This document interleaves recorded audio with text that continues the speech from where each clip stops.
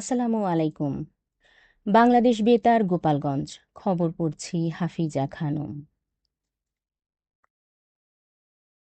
প্রধানমন্ত্রী তারেক রহমান বলেছেন, দেশের জনগণের সকল প্রত্যাশা পূরণ করতে সরকার বদ্ধপরিকর। তিনি বলেছেন, শহীদ প্রেসিডেন্ট জিয়াউর রহমানের দর্শনে অনুপ্রাণিত হয়ে বর্তমান সরকার রাষ্ট্র পরিচালনা করছে এবং নির্বাচনী ইশতেহার বাস্তবায়নের মাধ্যমে জনগণের আশা আকাঙ্ক্ষা পূরণ করাই সরকারের মূল লক্ষ্য। গতকাল বিকেলে রাজধানীর কৃষিবিদ ইনস্টিটিউশন বাংলাদেশ কেআইবি মিলনায়তনে শহীদ প্রেসিডেন্ট জিয়াউর রহমানের ৪৫তম শাহাদাত বার্ষিকী উপলক্ষে আয়োজিত আলোচনা সভায় প্রধান অতিথির বক্তব্যে তিনি এসব কথা বলেন। তিনি নেতাকর্মীদের উদ্দেশ্যে বলেন, সামনে গুরুত্বপূর্ণ ও চ্যালেঞ্জিং সময় অপেক্ষা করছে। সরকারের কর্মসূচি বাস্তবায়নে দলীয় নেতাকর্মীদের সক্রিয় সহযোগিতা প্রয়োজন। এ সময় তিনি বিচার, শিক্ষা, স্বাস্থ্য ও গণতন্ত্র পুনরুদ্ধারে সরকারের অঙ্গীকার পুনর্ব্যক্ত করেন এবং সামাজিক মূল্যবোধ জোরদারে পারিবারিক শিক্ষার ওপর গুরুত্ব আরোপ করেন। অনুষ্ঠানে শহীদ প্রেসিডেন্ট জিয়াউর রহমানের কর্মময় জীবন ও আদর্শ নিয়েও আলোচনা করা হয়। গোপালগঞ্জে ঈদের শুভেচ্ছা বিনিময়কালে সমাজে শান্তি, শৃঙ্খলা ও সম্প্রীতি বজায় রাখার আহ্বান জানিয়েছেন গোপালগঞ্জ ১ আসনের সংসদ সদস্য সেলিমুজ্জামান সেলিম। তিনি তার নির্বাচনী এলাকায় গোপালগঞ্জ ১ আসনের বিভিন্ন এলাকায় নেতাকর্মী এবং সাধারণ মানুষের সঙ্গে ঈদ শুভেচ্ছা বিনিময় করেন এবং বিভিন্ন শ্রেণী পেশার মানুষের খোঁজ খবর নেন ও তাদের সমস্যার কথা শোনেন। এদিকে কাশিয়ানীর মাঝিকাতি গ্রামে নিজ বাড়িতে নেতাকর্মীদের সঙ্গে মতবিনিময়কালে তিনি বলেন, জনগণের সেবক হিসেবে দীর্ঘমেয়াদে মানুষের কল্যাণে কাজ করতে হবে এবং সমাজে শান্তি ও সৌহার্দ্যের পরিবেশ বজায় রাখতে সবাইকে একসঙ্গে কাজ করতে হবে।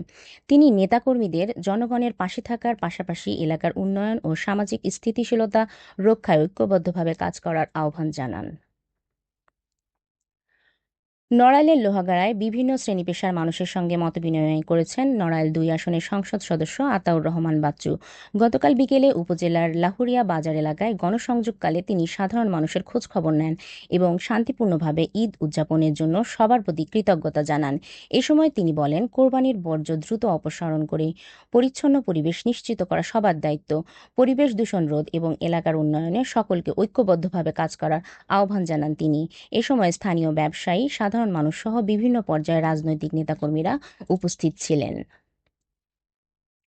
ঈদুল আজহার ছুটিকে ঘিরে গোপালগঞ্জের বিনোদন কেন্দ্রে উপচে পড়া ভিড় করেছেন দর্শনার্থীরা। শহরের বাইরে গ্রামীণ পরিবেশে গড়ে ওঠা আটলান্টিয়া রিসোর্টে ঈদ আনন্দ উপভোগ করতে পরিবার পরিজন নিয়ে ঘুরে আসেন হাজারো মানুষ।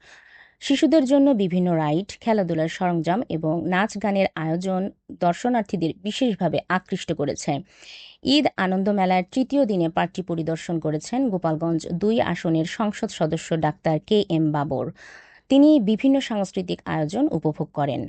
দর্শনার্থীরা জানান, গোপালগঞ্জে বিনোদনের সুযোগ সীমিত হওয়ায় এমন আয়োজন তাদের আনন্দের নতুন মাত্রা যোগ করেছে। এদিকে পার্ক কর্তৃপক্ষ ভবিষ্যতে আরও নতুন রাইড ও বিনোদন সুবিধা যুক্ত করার পরিকল্পনার কথা জানিয়েছেন। গতকাল পবিত্র ঈদুল আজহার চতুর্থ দিনেও মাদারীপুরে বিভিন্ন বিনোদন ও ঐতিহাসিক স্থানে দর্শনার্থীদের উপচে পড়া ভিড় লক্ষ্য করা গেছে। পৌর শিশু পার্ক, শকুনি পার্ক, সেনাপতির দিঘি, পর্বতের বাগান, রাজরাম মন্দির এবং নদীর পাড়ে সকাল থেকে রাত পর্যন্ত ছিল উৎসবমুখর পরিবেশ। পরিবার পরিজন নিয়ে জেলার বিভিন্ন এলাকা থেকে মানুষ এসব স্থানে ঘুরতে আসেন। শিশুদের সবচেয়ে বেশি ভিড় ছিল পৌর শিশু পার্কে। অন্যদিকে শকুনি লেক ও নদীর পাড়ে অনেকেই নৌকা ভ্রমণ করে প্রাকৃতিক সৌন্দর্য উপভোগ করেন। দর্শনার্থীরা জানান, ঈদের ছুটিতে পরিবার নিয়ে আনন্দময় সময় কাটানোর জন্য তারা এসব স্থানে এসেছেন। এদিকে যে কোনো অপ্রীতিকর পরিস্থিতি মোকাবেলায় আইনশৃঙ্খলা বাহিনীর নিরাপত্তা জোরদার করা হয়েছে বলে জানিয়েছে পুলিশ। নড়াইলে মহান মুক্তিযুদ্ধের অন্যতম সংগঠক এবং লোহাগড়া আদর্শ মহাবিদ্যালয়ের সাবেক অধ্যক্ষ শাহ ম আনোয়ারুজ্জামানের স্মরণে নাগরিক শোকসভা ও দোয়া মাহফিল অনুষ্ঠিত হয়েছে। গতকাল লোহাগড়া সরকারি পাইলট উচ্চ বিদ্যালয় মিলনায়তনে এই শোকসভার আয়োজন করা হয়। সভায় বক্তারা তার জীবন ও কর্মের বিভিন্ন দিক তুলে ধরে স্মৃতিচারণ করেন। উপজেলা বিএনপির সিনিয়র সহসভাপতি হেমায়েত হোসেনের সভাপতিত্বে অনুষ্ঠানে বিভিন্ন রাজনৈতিক, সামাজিক ও শিক্ষা প্রতিষ্ঠানের প্রতিনিধিরা অংশ নেন। পরে তার রুহের মাগফিরাত কামনা করে বিশেষ দোয়া অনুষ্ঠিত হয় এবং উপস্থিতদের মাঝে তবারক বিতরণ করা হয়। সবশেষে আবহাওয়া।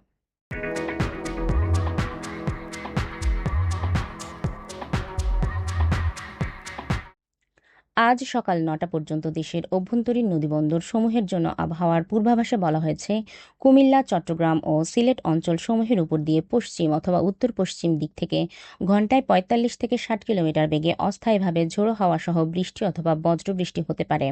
এসব এলাকার নদীবন্দর সমূহকে ১ নম্বর সতর্ক সংকেত দেখাতে বলা হয়েছে। খবর শেষ হলো। আমাদের পরবর্তী খবর প্রচারিত হবে সকাল ১০টা ৩০ মিনিটে বাংলায়।